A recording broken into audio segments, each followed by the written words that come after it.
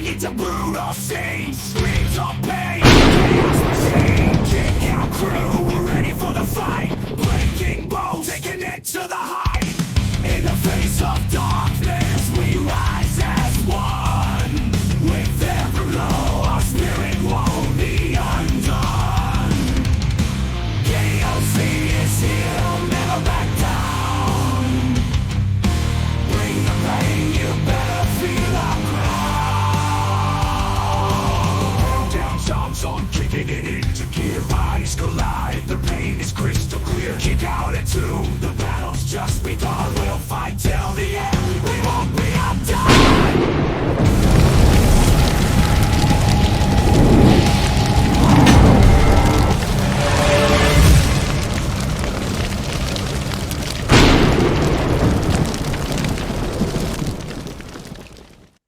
All right, ladies and gentlemen, welcome to yet another exciting episode of your show. That's right, it's the Kickout Crew. I want to thank everybody for talking about last week's episode, CM Punk's first match, and kind of keep things rolling right here because I'll tell you this much: like old Rob Thomas said, man, it's a hot one, and we're gonna try to be so smooth, bam. But that being said, I want to welcome everybody. Be sure to watch videos on YouTube. Be sure to listen wherever you get your podcast. Give us a like, follow, subscribe, leave some comments. Do whatever. Hey, reach out to us. You know why? It's your show. That being said, I think I've talked enough. So we'll welcome everybody to the episode. And we'll kick it on over to Adam for a little bit. So, Adam, take it away. All right, guys. So y'all know every week I'll do like an independent wrestler spotlight type deal. But this week I have to go the opposite direction. And as far as highlighting somebody to look forward to in the future, this is a guy that I mean, literally as we record, I found out today that a guy that I was just in the ring with 3 days ago was in a fatal car accident, 39 years old. His name is Justin Wortham. He's from the Dothan, Alabama area. I mean, he was literally in the ring Friday night. We were talking, in between a match, during ring entrances and whatnot. We was talking and then talking after the show and everything. And he said something about having to work the next morning. And he had a 3-hour drive home. 39 years old, man, had a kid. And I don't know if he may have fell asleep at the wheel or what, but man, it's hard to think about, man. 39, just turned 39, and he had been the ring announcer for Diamond Championship Wrestling, the Alabama Wrestling Federation. He's done stuff for Combat Sports Pro, Hybrid Pro, Revolt Pro Wrestling, New Wave Championship Wrestling. He's done voiceovers and then ring announcing, commentating for a lot of people. And I know he's been in, matter of fact, he told me Friday, man, I've been doing this since like 06. And I was telling him about my stuff, as far as being in it since 01. And I know we just got to kind of know each other a lot in the past few weeks. I haven't known him but a couple months. But it just feels like the past few weeks I've got to see him. I've really got to know him a little bit, and very welcoming whenever I made my debut there to referee. One of the first guys that talked to me, and he always wore a suit and tie. I mean, God almighty, that building is so damn hot. But he always wore that suit and tie, man. He was just pouring sweat. But on my Facebook, you'll see a picture of me and him together in the ring. Literally, like I said, Friday night at 8 o'clock. And then 12 hours later, I found out he's in a car wreck. So, and then found out today he didn't make it. So, it's unreal, man. Tell you folks, tell them you love them, tell them you miss them. Don't be afraid to speak out to them because you'll never know. Because being in the ring together, I never crossed my mind I would never get to see him again. And he's been up in this area doing stuff. I know he did stuff for Pro South, for New Era up here in my neck of the woods. So he does his traveling and whatnot, and he was just on his way to work, I believe, and just car wreck, man, just as fast as that. So I hate to bring the mood down and everything, but I feel like this guy needs to be recognized. I know he's got like a GoFundMe. I put a link in my Facebook. I'll try to hook you guys up with it as far as getting it on our main page. But no, man, just damn good guy, man. Just super, super nice. And sit and talk with you all day if you wanted to, man. Just like I said, his name is Justin Wortham, and 39 years old, just turned 39 back in May. Had a kid, so y'all just put his family up in your prayers if you don't mind, and tell your friends you love him, man, because it hit me pretty hard earlier, and it sucks. Because I mean, he had, like I said, he had a 3-hour drive home. I had a 5-hour drive home, and it could have happened to me or any of the other guys, man. So just blink of an eye, man. It sucks, and I just wanted to put him up there. Feel like he needs that spotlight today.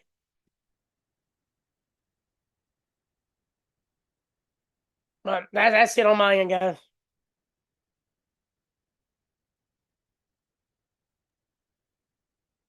And for some reason, we can't hear James. And James is muted for some reason. Yeah, James, I guess, muted his own microphone and still can't hear him for some reason. So, Yeah. Um, Adam, well, that was a great tribute to your friend there, man. I just want to say, Yeah. it's just crazy because, like I said, I just started going down there. Let's see, it's August now, so probably June. So it's only been a couple months, but I've got to really know the guy, man, and a hell of a dude, man, hell of a guy, damn good ring announcer. Look up Diamond Championship Wrestling. Like I said, it's Carter Armstrong's promotion, and they posted something nice about him. So, get a chance, man. Look him up, man. He's a great guy, and he's gonna be missed. He really is.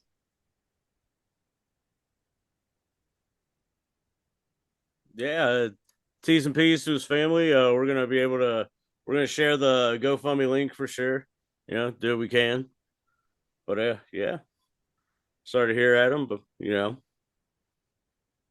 hits home, man, because like I said, he's 39. I'm 40, and I drove home by myself from that Friday night, man. So it could have happened to anybody. And he has an older kid just like I do, so man. I don't know. It just kind of hits home almost, But hell of a dude, man. Gone way too early. Nice. So I guess no better way to transition than but it's time for today's match. So what is today's match? Why? I believe it was Bryant last week. Why did we pick this match? Thanks, Bryant. Like, I'm not in a bad mood enough. Sometimes you got to wade through the terrible matches to find some classics. And I thought sometimes when the crew is at their best is when the matches are at their worst. And I just thought this would be a fun blast from the past, and also a chance to kind of also learn a little bit of our late night habits as well, and our watching styles. So I thought it'd be fun to pick this. So James, what match are we talking about today?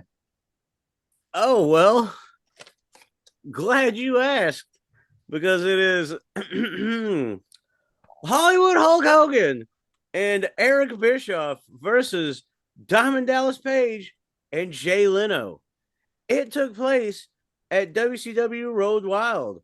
Which one? Oh, how about the one that took place August 8th of 1998? Where? You guessed it. The Sturgis Motorcycle Rally in Sturgis, South Dakota. Do you have any? I cannot get Zoom to work to post this picture of Sturgis that I have of the motorcycle rally. Maybe because I have a picture. How about you try again? That could have been my bad. Oh, I'm sure it wasn't. No, not you, James. I think it's me because I've been having issues with this stupid. I've been having issues. I'm the only one that's got my shit together today. Pretty much, yes. That's bad if y'all let me be the one that's got my shit together, because I'm usually the late one and everything. Well, we let you lead the show here, so that's why. That's why this is, as I believe James calls it, your show. Yeah. Is that a question? We're making You it a sound too question. certain. Sometimes I'm not. So Sturgis, huh? Hey, Sturgis. James, is it bad that we let this guy do the be our producer and stuff? And he's always on God. point every time we put him on the screen. He can't get shit right. Yeah, the time I'm on screen is when we fuck up. That's how this works. But there we go. Hey, I got the Sturgis picture to pull up. There it is. So this is the second one, right? Because they did one in '97. So this and is then the had to second rename it. This is the second Road Wild. In 1996, they did Hog Wild, which Harley Davidson came in and put a kibosh to. But the thing I like to point out with this show is, as everybody can see these fantastic floor seats, they're not actually seats. Those are the motorcycles themselves. They let you ride your motorcycle in, and that was your seat for the entire show if you sat on the floor. How do you get out? You either wait for the show to end or you run people over. What if you're in like row like 4, like right in the middle there, like, hey, I'm trying to leave. It's like, nope. Nope, pretty much, yeah. You have like a little narrow pathway to get out, but like you got to be damn good driving your motorcycle to get out. But yeah, you were literally just stuck there the entire time. And you hope you're there for the whole show. Like you said, if you want to leave, you're kind of just screwed. Yeah. So there was like a TV show that took place during Sturgis or whatever. I can't remember what the show was, but it's like whatever it was that I can't remember what it's called, but that's like they make the majority of their money is that week. Yes. I know all 52 weeks out of the year, they kind of plan for this one week, make like 80% of their money. It's insane. Yep. Yeah, Sturgis basically builds its entire economy around this week. The other time it really does any business is it's not that far from Deadwood, for anyone who's also seen the show Deadwood. But Deadwood also draws in a lot of business. Sturgis is I think it's about 15, 20 miles from Deadwood. So a lot of people use Sturgis to head to Deadwood or stay in Sturgis to go to Deadwood as well. So, but this is their business, this rally every year. I was glad that there was a PG picture that we were going to show and not some YouTube shutdown topless stuff. Yep. Hard to find a good one like this one, but I finally did. Oh man. Well, the fun part about that is so the attendance says 8,500, or some places say 10,000. Do with that information what you will. But whatever. Yeah, somewhere in the middle, I guess. Well, we'll say 9,000 just for shits and giggles. Yeah. The fun part about this show, and that's what makes it so interesting, they didn't charge for tickets. Like, you just rolled in. It was a free admission thing they did. So like everybody on the floor just basically, it was first come, first serve for your spots. Oh man. I can only imagine some of the people that got front row to that. Sure, there's got to be like a first come, first serve. Yeah, and it's them like thinking someone up there like flexing nuts, getting there like 4 hours early, like, yeah, on my camera, you're gonna see my bike, my boys, wow. Exactly. But yeah, so I bet you a lot of strange people were in attendance, whatever the attendance was. Yes, but a more approximate. Well, instead of clapping, they was doing the revving up and stuff during the whole pay-per-view. Yeah. So that's about the only thing I liked. That's true. You know what I liked? It had a buy rate of 365,000. Woo!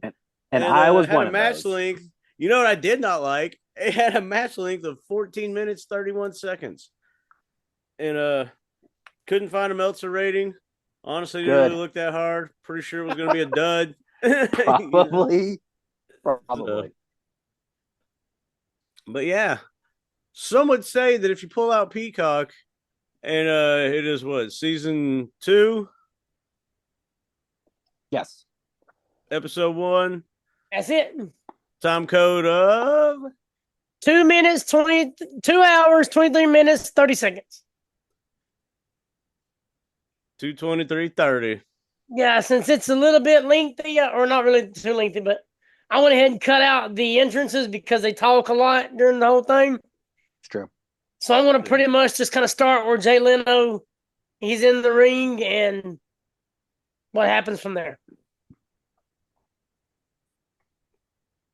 Good call. So I need a countdown. All right. I got this. Everybody ready? Adam, you ready? Gladiators ready. That's Yes. a spoiler. Ready? All right, here we go. In 3, 2, 1, play. And So what I here we find, go. As you still got Jay Leno talking shit. No! He sprays what him with some kind of fluid. as I find this absolutely comical, he brought coffee, I'm assuming coffee, down to the ring, and he's just drinking coffee all the way down the ring as Jay Leno. And it makes me laugh. A match you can listen to in the archives of Kickout Crew. But there. And of course, Hogan showing off in pythons, baby. Yeah. So this obviously begs the question here, guys. Were you a Leno guy or a Letterman fan? Leno. I've always been a Jay Leno guy, always. Really? I've always been a Jay Leno guy. What made you a Jay Leno fan? He's winning, man. He's the best. But the motorcycles, man, it's different. Vroom, vroom, you know, just hearing all those motorcycles at once is just beautiful.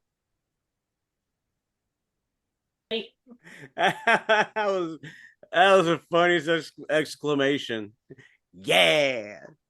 Yeah. Bryant, some would say Bryant brought us a gold medal episode right there. Dead. So we do have one listener question this week. Oh, nice. And I would like to pass it along here. It is from friend of the show, Mr. Ben Jones. Ben's question is, it's a little wordy, so just give me a moment here if you don't mind, guys. Comedy has been a big influence in the history of combining wrestling with celebrity involvement, going back to the early 80s with Andy Kaufman and Jerry Lawler. For many years, Leno and Letterman were involved in a very public ratings war in the mid-90s. Leno clearly the front runner during the time of this pay-per-view. Given Leno's popularity and involvement with the main event of this pay-per-view, how big is Jay Leno's dick? Almost as big as Batista's. Not quite, but almost. Oh, man. That's pretty good. I'm trying to think of a shrimp on the barbie joke, but some would say that a lot of people are involved with that Hollywood elite, and I bet you they take it out back. And that's all. Next question, please. I don't want to incriminate myself. That was our only question for this week. So back to you, James. All right. Well, thank you, Ben Jones, longtime listener, longtime friend, but even a greater guy. Shout out Ben Jones. Well, thanks for the questions. I was thinking about this today. Maybe need to really start thinking about putting the question out there for questions. So we'll work on that. Nah, we're all right. But yeah, shout out. Moving on, I guess I'm gonna Summerslam it on over to you, Bryant. So what you got for us? Well, I figure we're coming off the heels of the biggest party of the summer, SummerSlam. So I figure why not recap a little bit? We talked about it at the end of the show last week. But SummerSlam 2024 in the books. And of course, the big moment in the end in the main event. But before we get there, let's kind of touch on some other matches. There's a couple that I'd like to discuss, but you start with the opener, Liv retaining the women's world title over Rhea Ripley. Dominic finally turning on Mommy. And the moment I think we all talked about last week, Rhea's just that babyface turn has happened. It's time. She's about to become a bigger star going against the Judgment Day. A big win for Liv. Do you guys have any thoughts on this one? Go ahead, bud. I honestly didn't see it, but I have seen the video of the aftermath, and Dom may be in some trouble. I don't know, but we'll see what happens.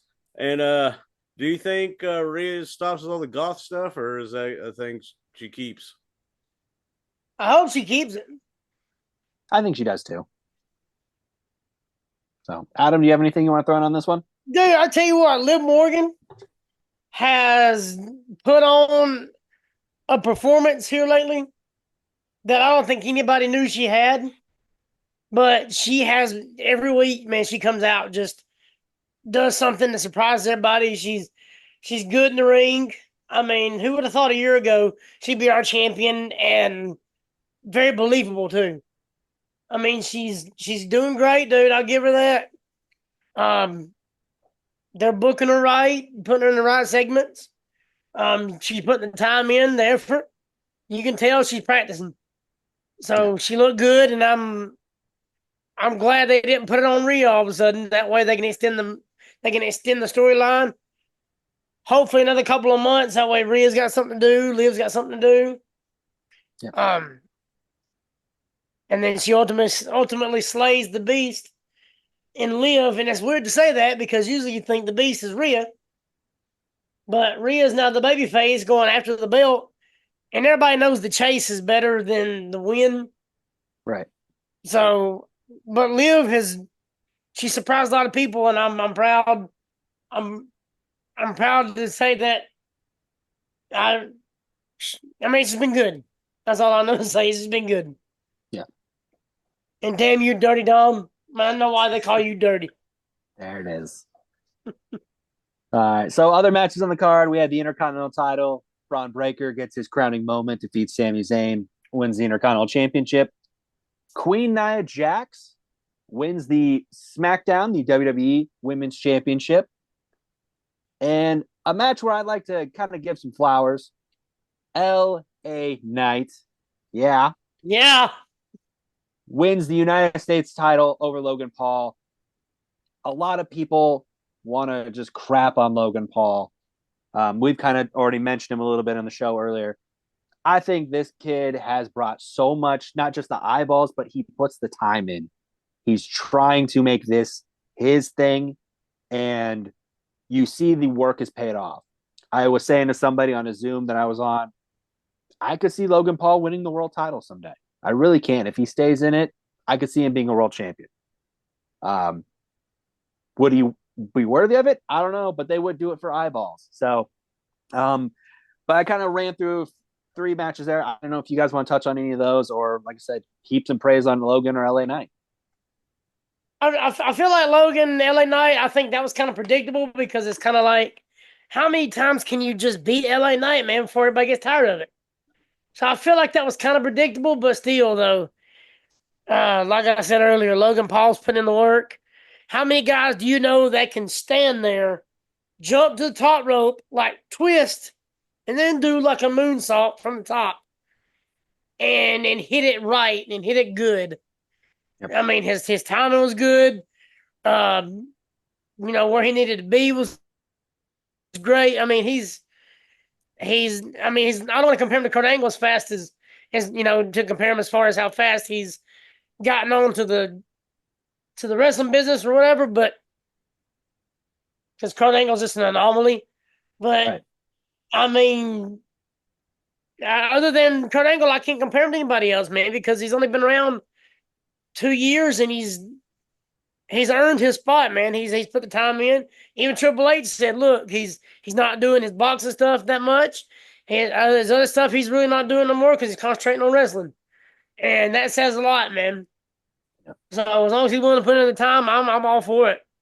I feel like Bayley and Nia was kind of predictable. Mm-hmm. And shout out Braun Breaker. I don't know if y'all seen the video of after he won. They showed his dad and his uncle and DDP all in the suite, kind of high-fiving, hugging and whatnot. Proud moment, man. I bet that's a proud dad moment because Absolutely. he deserves it. James, you want to throw anything? He showed out. I want to give a shout out to our boy. I don't know if y'all noticed LA Knight's gear, but I know the motherfucker that made it, and I'm pretty sure we all do. And that is our homie JD Hoop. I want to give a shout out to him. He did LA Knight's gear. It was kind of Jordan inspired, so that's pretty cool. I liked it, and yeah, he also did Cody's gear. But we could talk about that fool for a long time. But yeah, he's doing big things, so it's good to see. Uh, I did like LA Knight winning. I thought it was cool. Man, when Nia Jax pinned, she sat down and then crossed her arms for the 1, 2, 3. It wasn't just a sit down, like hold on to the ropes thing. She crossed her arms and just like sat there. So that should be something. Show dominance. Yeah. Yeah. And then, obviously the big thing at the end, but yeah, I mean, I didn't get home till after the first match I watched, I believe was the Bailey Nia one. That was around the time I got home. You West Coast guys, you. I had to work, and then I got home, and it was already an hour done. It ended at like 8 o'clock. It was sick. That's crazy. You still had time to go out, eat, and do whatever. That was light outside still, like a little bit of light. That's crazy. So we also have the crowning of a new world champion, Gunther, defeating Damian Priest, the turn by Finn Balor, the implosion of the Judgment Days, kind of how SummerSlam's known. But I think the crowning moment, the moment for Gunther was right now. He's hot. He was ready for this spot, and to see him get the world title, I thought was a nice touch. Did you guys have anything you want to throw in for this one? How do y'all feel about as far as match of the night? I feel like it was match of the night. I mean, because they beat the piss out of each other, and Damian Priest looked like he belonged in the match with Gunther. I mean, he looked like he belonged. That was the match. I feel like he looked like the damn champion. I mean, because the last couple of matches he's had pay-per-view wise or PLE wise, he's had like a stumble here, a stumble there. But this match kind of, like, he was out there to prove a damn point. Like, hey, I'm the damn champion, and I'm going to beat you like I'm the damn champion. And if not, I'm going to go down in blaze of glory, and that's what he did. He looked good as shit in that match. One of his best matches I think he's ever had. So shout out Damian Priest, man. That was awesome. Yeah. He looked like a damn champion Saturday night. Yeah. That's a good way to put it. Yeah. So, and then if you're going to talk match of the night, the match for me, the match I was most looking forward to me, the main event, CM Punk, Drew McIntyre. I wasn't a fan of Rollins being added to the match at the beginning, but those damn pants. Those damn Sabu pants, as CM Punk called them. I thought the addition of the ring mics, you picked up the audio, hearing them talk back and forth. I thought that was a nice touch. Little awkward, but again, Punk hasn't worked since the Rumble, so you kind of understand that. But the story, the drama, everything was there for this. That, to me, this was the match of the night for me, but I'd been building it up for so much. Drew McIntyre gets the win after being screwed over 3 times by Punk, gets his revenge. To me, match of the night. What about you guys? Storytelling wise, that was probably match of the night storytelling wise, because I mean, Drew finally gets his revenge. He finally gets his comeuppance. CM Punk has been screwing him over for months now, and he finally got to whoop that ass. And I think the right guy went over. CM Punk don't get hurt by losing. And then the after show, the post show, Drew McIntyre just a shit-eating grin on his face, and I love to see it. Yeah. They tell a damn good story. I think everybody kind of said it that's done the recap stuff, that Rollins was kind of a distraction at the beginning, but when he kind of stepped back and let them do their thing, it started gelling for me better. Yes. But right guy won, definitely right guy won. James?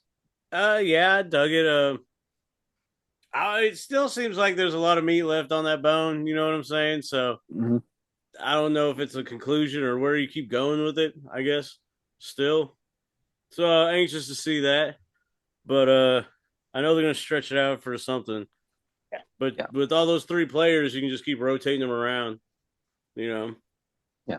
But I'm anxious to see where that goes. But those pants were ridiculous, and I just remember on the pants, watch along, and I'm I just think like. Corey I'm like, Graves called him Elton John $10,000 would be pants. jealous. Like Elton John's jealous of these pants, you know. it's true. But I thought it was So, good. and The robe thing he wore out too was insane. yeah, I thought And the ref show McAfee was killed it. bedazzled. And I know McAfee listens. I was on a Zoom with Brian Clark watching along on this, and he's a big fan of the McAfee show. So shout out. shout out. But So yeah. and then obviously you have the main event, Cody Solo. Cody Rhodes retains after the return of the Tribal Chief, The Roman real Reigns. tribal chief. The real Tribal The Chief, Roman Reigns. original tribal chief. OTC. Prilosec OTC. There it is. The thing that Our surprised over the me, counter chief. the thing that surprised me was I felt the crowd was really dead for a lot of this match because I feel like the crowd was just waiting for the moment. And it just seemed odd until we had the Tama Tonga Loa run in. I just kind of felt like the match was flat. There wasn't a lot of crowd pop. There wasn't a lot of hooting and hollering in the crowd because I think everybody knew what was coming. But it still came off as you expected. Jacob Fatu taking a very bad bump. Hope he's announcer's okay, table. man. God, hope he's okay. You Hope saw the he's picture of him okay. in the boot, man. It don't look good. Yeah.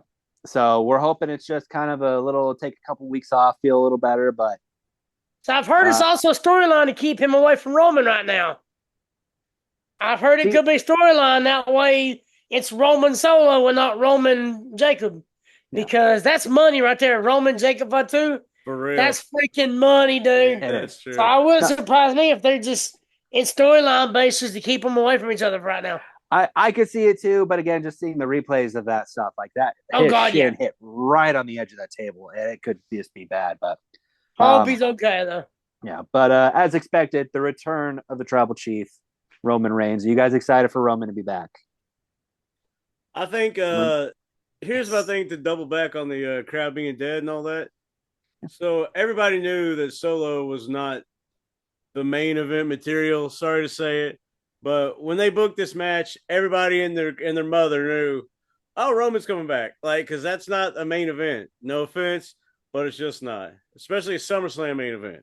It's not a SummerSlam main event. It could be bad when they blood changed the rules, that I think they kind of gave it away. Yeah, but yeah, once that's headlining SummerSlam, you kind of know, okay, that's when Roman's coming back. Yep. So I think that's why the crowd was dead, because they were just waiting on Roman to come back. Sure. And the thing too, you was asking about outdoor and an arena. These outdoor venues, the sound carries up. Up. Yep. Arenas, it kind of bounces and you can hear better. So I think a lot of the crowd noise went straight up. And unless you hear them right there, I bet a lot of them just, I bet a lot of it just went up. And that's why I hate outdoor stuff, because the sound, the acoustics are shit. Well, and I can see that too. And like I said, to me, that's how the mics picked it up a little bit. Was it just seemed like the crowd was not into it a little bit, but that's. I think since it was main event, they kind of knew. Well, and kind of like we addressed, it seemed anticlimactic. Everybody knew Rome was coming, but I also think, kind of like we talked about, the storytelling of Punk and McIntyre, the storytelling from the Finn and Damian, the crowd had just been on such a roller coaster that I think by this point, Liv and Rhea too. I mean, it's like they were just at this point of, all right, give us Roman and let's go. And I kind of feel like that was this circumstance here. True. And then they introduced a referee cam. I didn't like it. The referee earring? Yes. Yeah, well, the referee just boom right here. I don't like that, because there's this extra crap you got to deal with, and it takes away from your concentration of the match. And if you saw during the CM Punk match, Rollins, it gets knocked off. He just grabs his shit and just chunks it. And then the little pack is on the ground. He just kicks the shit out of it and kicks it out of the damn ring. He's like, I don't need this crap. Starts throwing everything out. He got tired of it. And I don't blame him. It's Yeah. a ref Because, I ride. mean, having that damn pack with the earpiece just for the IFB is enough. I don't want this damn heavy-ass camera all over my shit. No, don't want it. Good idea. You don't like the No. referee or the whatever WCW called it? The IFB, I liked it. No, the ref eye cam or whatever. They did it in the I'd rather wear Chamber glasses than that shit in his ear. But yeah, shout out to Seth. But like I said, there's our recap of SummerSlam. You know, it was a great show. I thought it was fun. But yeah, let's get ready for Bash in Berlin in a couple weeks here. So back to you, James. Hell yeah. Well, glad that was good stuff. I really don't have I am curious about one thing. Who was Gunther's first opponent? Here we go.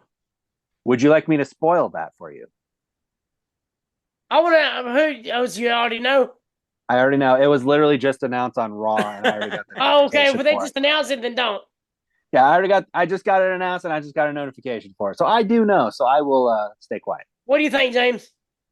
Well, now we sound like idiots because it's already happened. That's how we've been this whole time, though. We're always been a week behind. So No, but I mean, like, live. Like, it's already Ah. happened live recording. Hell, Damien. Think Priest goes back? Fuck, Hope it's Finn. Hell, I don't know, baby. I know it's not going to be Finn, but I mean, it's got to be. It's got to be Drew.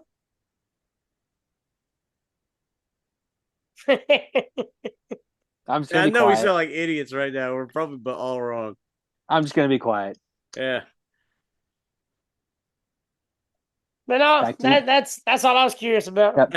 Back to you, James. Hell yeah. Well, guess I really don't have too much to talk about. Shout out to the NFL season's about to begin, so I want everybody to always remember that the Dallas Cowboys are the best team. And you know what's crazy about Texas Longhorns and Dallas Cowboys? I would bet that this is our year. I think we're going to win Super Bowl and the national championship in the same year.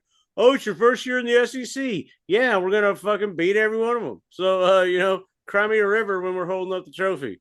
First year in the SEC, first championship since Vince Young. So there you go. First time for everything. Boom. And yeah, Dallas hopefully does good. But that being said, probably both of those are going to be extremely wrong. And I may look like an idiot as this season progresses. But Well, that's all right, because I just made myself look like an idiot because I just read who it is. nice. Wow. Awesome. That's good. Awesome. Anyway, go ahead. Is it Sting? You talking about the dude from oh, that's Sting. Okay. Yeah, this is Sting. Yeah. I bet you make up the same. But no, Dad don't really have all that much to say. But just want to say work's going good. I'll see everybody in Chicago because I bought my plane ticket. So shout out to that. But Anybody in the Philly area, be looking for your boy CZW, baby. Philadelphia. August 17th. nice. Can't wait, man. Man. Get to go up north and do some reffing. Some reffing. Yeah, do some reffing. I'm reffing up. In Philly. Yeah. Shout out RJ. Oh man. Well, is it time to see what we're doing next week? Because what are we doing next week? All right, so I guess for an anniversary, it's happened to August 15th, 2013. It was TNA Impact, Bully Ray versus Chris Sabin for the TNA World Heavyweight Championship. And steel cage match. So it was the Hardcore Justice. Yeah. Happened in Virginia, Norfolk, Virginia. That's what it was. Hardcore justice. Yeah, that's what I keep thinking when I hear it. Hardcore.